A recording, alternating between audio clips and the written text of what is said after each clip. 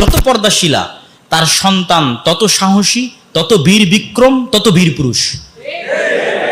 আর যেই নারী যত অভদ্র, যত পুরুষদের সাথে বেশি মিশে এবং যত ফেমিনিস্ট, যত নারীবাদী, তার পুরুষ সন্তান ততটাই দুর্বল এবং ওরাই হচ্ছে এলজিবিটি হয়ে বলবে আমি এখন মেয়ের রূপ ধারণ করব, কেননা তার মধ্যে পৌরুষত্ব শেষ হয়ে গেছে, নাই। এইটা আপনি বাস্তবে পরীক্ষা করে দেখতে পারেন। আর শয়তান এই জিনিসটা চায়।